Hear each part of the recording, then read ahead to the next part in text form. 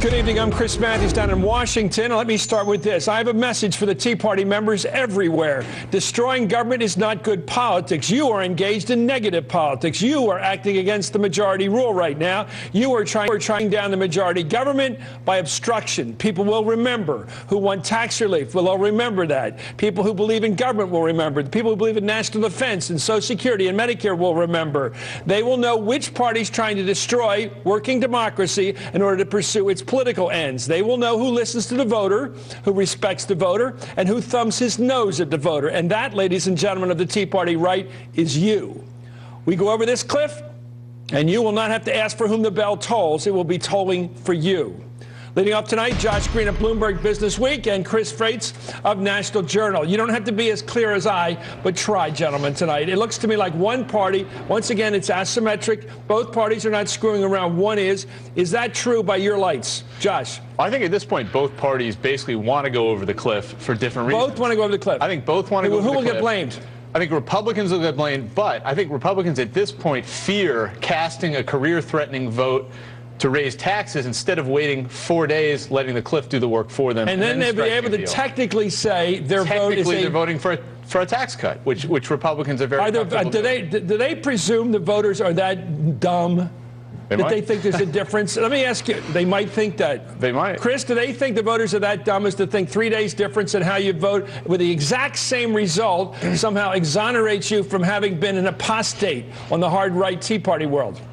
Well, I think, Chris, a lot of these Republicans in the House aren't worried about the general voter at large or kind of what the national polls say. Oh, they think only their base is stupid. They think only their base is stupid. They're worried mostly about a primary on the right. They're saying, I don't have to worry about a Democrat coming after me. I know. Look, Chris, I know all that. Let's get to the bottom line. They are arguing in their minds that they're safer to vote to keep the country going next week sometime rather than this week because they believe that the benighted people who think they're great on the hard right will be confused. I don't know that they're betting that they'll be confused, but they're betting that they'll be after January 1st voting for a tax decrease and not voting to raise taxes on anybody, and that's really easy to explain in a bumper sticker. Okay, Josh, explain to the voters out there who have clear minds exactly the thinking that goes into if you let the government default or whatever goes on this weekend, because basically defense spending will be cut and we'll have new payroll taxes and all tax rates will go up on income tax and estate taxes will go up and all the bad stuff will happen, and somehow that's good politics.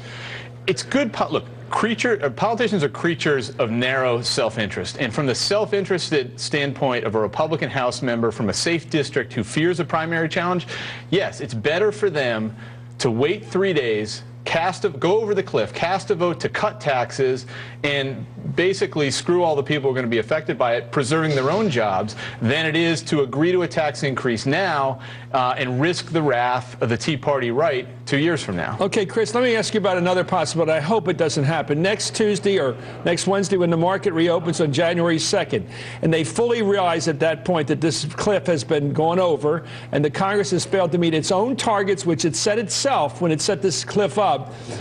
Who will pay the price if, say, the market drops 500,000 points and keeps dropping for 2 or 3 days, and that affects the chances, in fact, creates the chances for a second dip, a second recession? Who will be responsible for that occurrence if it happens? Well, I think right now people will say Republicans will be responsible, but it will have the effect if that happens for, as you point out, Chris, a couple of days, a couple of weeks, to also hurt President Obama because he's also steering the ship of state, and he's a guy who, if the markets are tanking, people look to the president and say, why don't you do something, get these guys to get on board and get it done. I think you're right. I think everybody gets hurt, but mostly Republicans. Let's take a look at what happened today. Just recently, this afternoon, late today on the Senate floor, Majority Leader Harry Reid said what has become more and more obvious, the prospect of reaching a deal to avoid the fiscal cliff before January 1st is very unlikely. That's putting it lightly. Let's watch. There's 435 members of the House. What goes on in this country shouldn't be decided by the majority. It should be decided by the whole House of Representatives. The Speaker just has a few days left to change his mind. But I have to be very honest, Mr. President.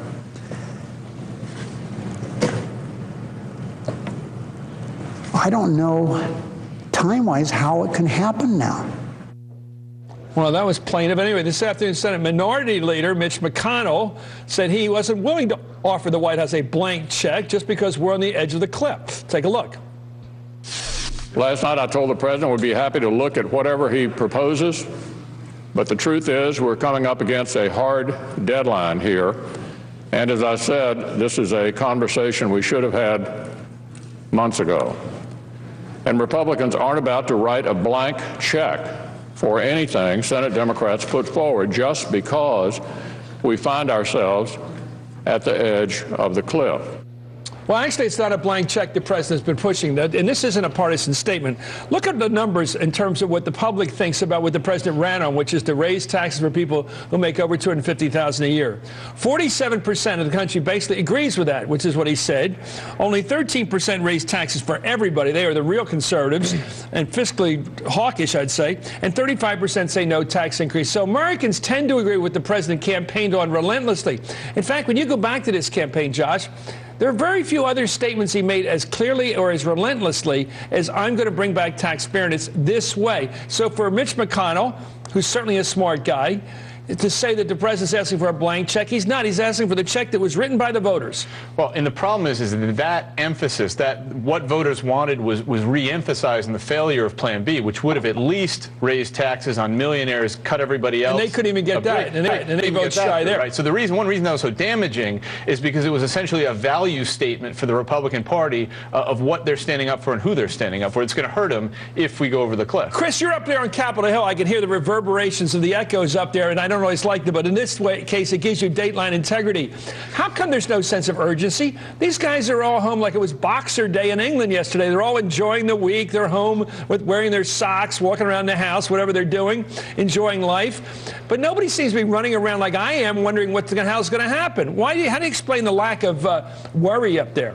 Well, from a Republican standpoint, the House being out is a lever to try to get the Senate to put something on the floor. And Speaker Boehner has been very clear it's the Senate's turn to act.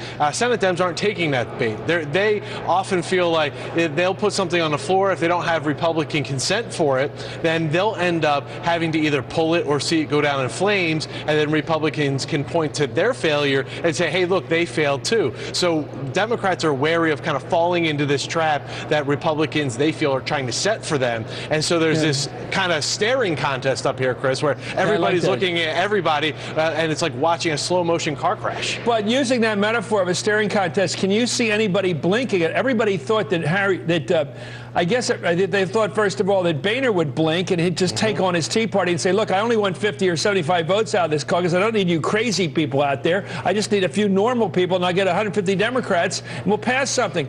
He didn't blink and do that. Is there any chance he will before Monday? I think there's a chance that if Harry Reid and Mitch McConnell can blink together, that Reid and McConnell can come to agreement to bring something to the floor and move forward, then and only then will they blink. But both guys have to hold hands and jump into the pool at the same time. But Mitch McConnell's worried about what? Ashley Judd running against him. What is he really worried about? I'm just kidding, because he's not worried about the general election. He's worried about a primary opponent like a Rand Paul. Exactly. And the other point to keep in mind, by the way, he is from Rand Paul's state. It's possible. He is. The other thing to keep in mind here is that Boehner's speakership vote is up again on January 3rd. That's something to keep in mind. But you guys everybody keeps saying that. But to vote against a speaker who is the caucus nominee, let's face it, he is the nominee of the Republican Party.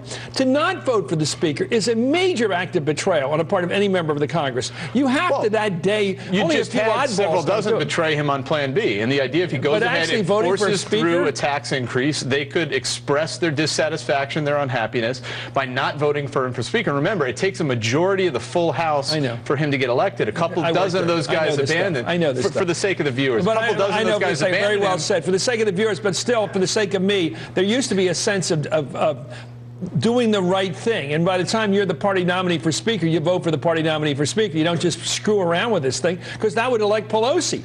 Well, if you want to see politicians doing the right thing, turn it to TNT. I mean, isn't that the craziest thing, Chris, that the people who would actually vote against Boehner for Speaker would end up voting Pelosi into the speakership? Well, how weird that would be. Well, they wouldn't, because they wouldn't have to vote for Pelosi. They could vote for Newt Gingrich or somebody else. But then Pelosi would get the most votes. Well, no, because you have to continue. You need 218. So in this case, they would need to find a nominee who had 218. Okay. And I don't think Boehner would ever lose, but I think it would be a very big symbol, a very big kind of vote of dissatisfaction among his Republicans. Chris, you know what we don't need right now is another symbol. How about complete chaos? Anyway, thank you, Josh Green. These guys they're going to, what do you see the headlines the next couple of days in the papers? Because the grown-ups who write big front pages of newspapers are going to go, these guys are nuts. Anyway, thank you, Chris Frates. Thank you. Up on the Hill. And thank you, Josh Green, for enlightening us for the purposes of the viewer.